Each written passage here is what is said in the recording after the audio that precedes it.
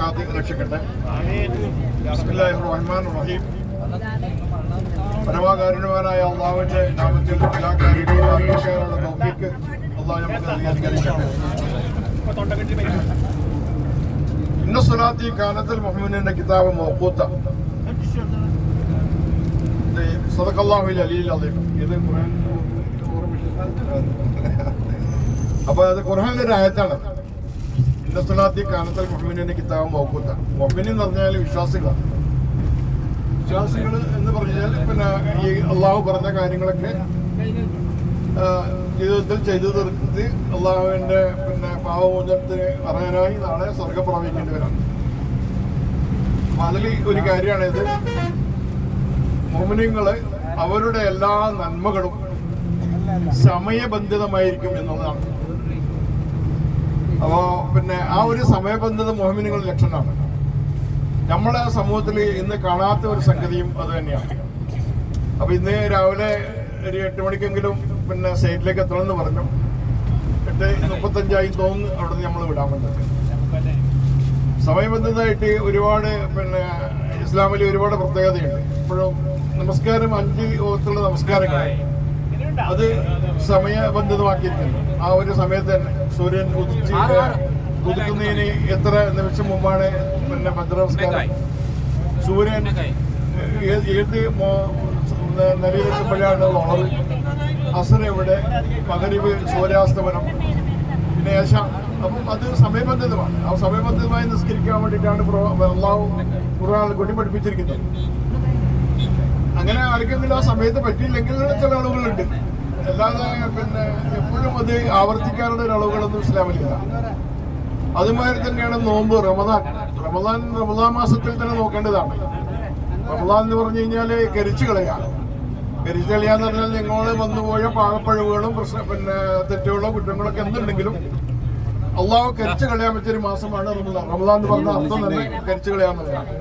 അപ്പൊ ഏറ്റവും നമ്മൾ നോമ്പെടുക്കുന്നവർ ആ മാസത്തിന്റെ നോമ്പെടുക്കാൻ പിന്നെ നമ്മൾ തീരുമാനിക്കും ചെയ്യുകയും ചെയ്യും. എന്തെങ്കിലും ചില പ്രശ്നങ്ങൾക്ക് പറ്റില്ലെങ്കിൽ അതിന് ഇളവുകളുണ്ട്.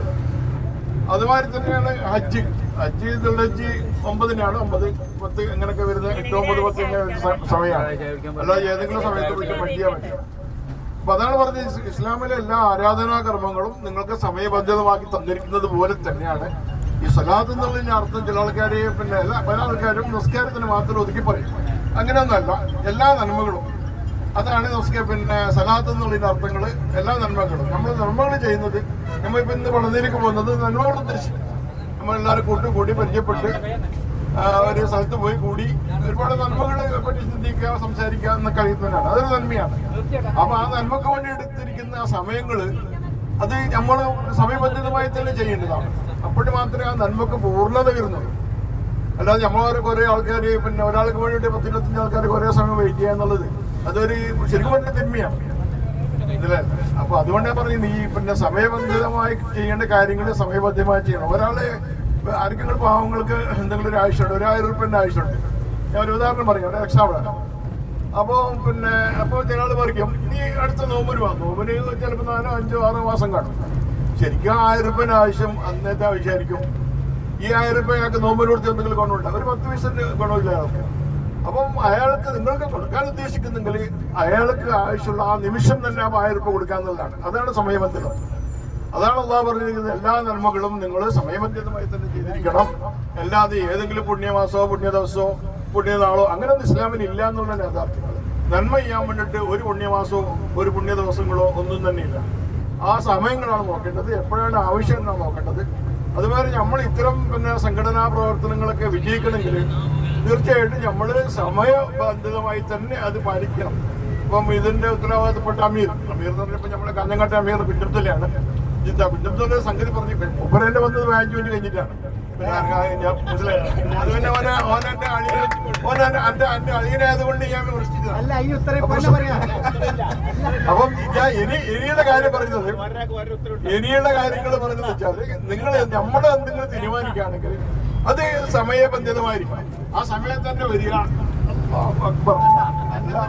മറ്റൊരു അളിയൻ എന്നോട് പിടിക്കാൻ വേണ്ടിയിട്ട് റെഡി ആയിട്ട് നിന്നിട്ടുണ്ട്. അതുകൊണ്ട് കളിയന്മാരൊക്കെ നിങ്ങളുടെ അതുകൊണ്ട് പിന്നെ വീഴുന്ന കാര്യത്തിൽ വലിയ പേടിയൊന്നുമില്ല. അപ്പൊ ഇത്രയും കാര്യങ്ങൾ പറയാനാണ് ഉദ്ദേശിച്ചത്. ഞാൻ ഈ സംഗതി പറയാൻ പിന്നെ അംസാനോടാണ് ആവശ്യപ്പെട്ടത്.